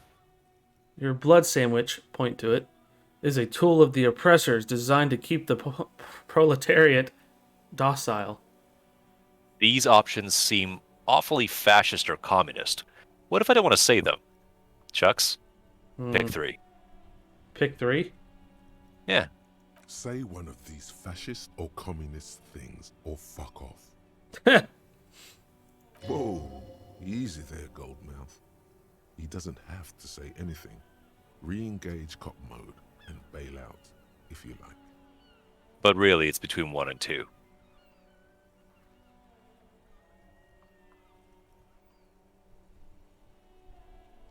Let's go 1. What the hell are you talking about? What foreign anarchist? The lieutenant asks, confused. No time to bring him in. Just keep your eyes on the prize and ignore him. I don't think that's gonna happen. Why would you even? First they take our jobs, then our women, and when the sandwich is all you have left, the anarchists will come for that too. Because that's how foreigners are, Gaston. They won't stop till you have nothing left. Let's go 1. He won't kill. As long as there's food in his fat belly, he'll lick any boots that's kicking it to him. The old veteran glances at his partner. Good. Rene's on board too. Time to take back the streets. Right-wing populism. Here we come. Don't you guys get it? Us, local boys, gotta stick together. Make the people feel safe again. Revachol is calling. She needs us. Not tomorrow, not soon, but right now. Let's take our home back. Let's go 1. Now you are talking sense, son. All 4 of us working as a group. We can make a difference. His eyes light up. Whatever you're selling there, he's buying it. In bulk. I'm actually already a member in a group tasked to keep the streets safe. You are too. We call ourselves the police. He. Him, I got this. Wink at him. Men, let's review and possibly redistribute our resources. Continue. On second thought, I don't want to organize a vigilante group after all. Drop it. I feel like I should wink at Kim. Now let's go 2. What do you mean, officer? There's a look of suspicion in his eyes. Ignore him. You are addressing the entire group now. We'll be Unit 1, Ghost Dogs. You and Gaston are Unit 2, the Royal Hounds. Agreed. What about the whole group? I propose a pair de la Couronne, Swords of the Crown, in honor of my old unit. Oh my god. Stop this scheming and just demand the sandwich. No, that's too old school. How about... I got class and roots. I like it. Stop it! I just want the sandwich. Give it to me! 1 or 3. 1 or 3. I'd say 2, honestly. I mean, that's a take. It all goes directions. You have agency. I'm glad you're playing along. Oh man, all right, we'll go 2. It's dignified. We need dignity. And you, get excited. He points to Gaston. His tone leaves no room for arguments. Giving orders is a second skin to the old carabiner. All right. I have a bad feeling about this. The old man is taken aback by Rene's commanding tone, but dares not dispute him. Good. Now this is done. Give me that sandwich! Just one small thing. Your sandwich. I want to hold it for a moment. It's okay, Gaston. Just please give me the sandwich now. You pick it this time. I'm too busy laughing. Rhetoric. At the end of the day, they just want your fucking sandwich. I would suggest 2 because I think it might work, but you did fail the check, so there are no losers here. Just in terms of... You went through all that trouble for my I went to. sandwich. I'm flattered, officer, but my answer is no. Now, how else can I help you? All One right. shrewd motherfucker. We'll get that sandwich yet, you piece of shit. Bye for now. Oh. What is this? As you turn, a bright light catches your eye, making you squint. Cool. Where is it coming from? Nah. From a distant sunset, a stage light, flash photography, nowhere in particular. It's just what superstar law officers do. They squint at lights, and they solve shit. Actually, now that I hear superstar and law official in a sentence, they sound weird together. Yeah, that's me. I've been establishing my superstardom hard lately. We're going to.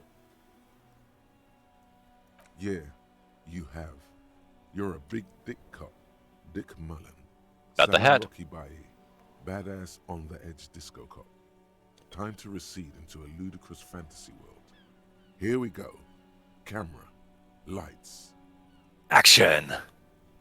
Wait. What's that about Ludicrous Fantasy World? No! Fuck you! We're going 1. With a sudden flash, the world freezes around you. and you along with it.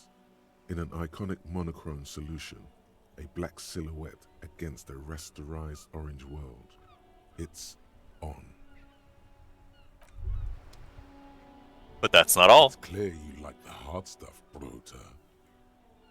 The what? Sounds like my stomach is growling. What is my lower intestine going on about? No. Evening falls. The time has come to take the vow. Vows? The vows are blood and flesh. Lower intestine. The term is metabolic and circulatory system. Okay, but what's the hard stuff?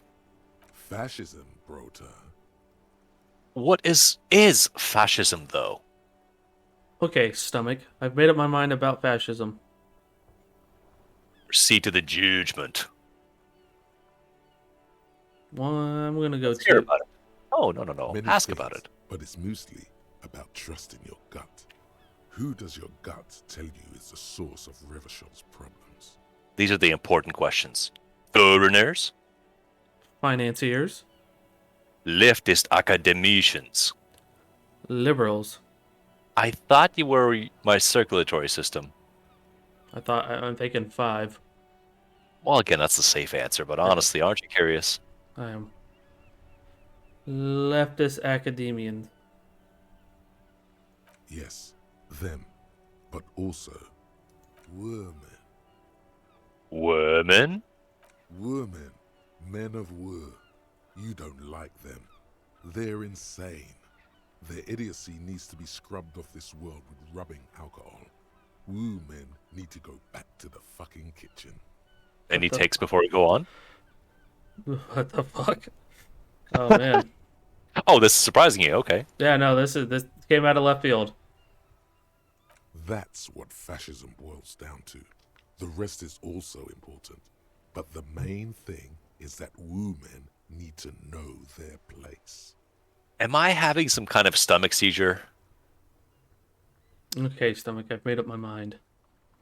We're asking about the stomach seizure. Stomach truth. You're having a stomach truth. Why am I getting this?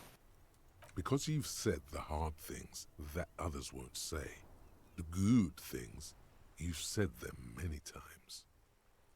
Fascism sounds so bad, though. What if we called it something else? Like traditionalism? Let's go 4. Okay, yes, let's call it that.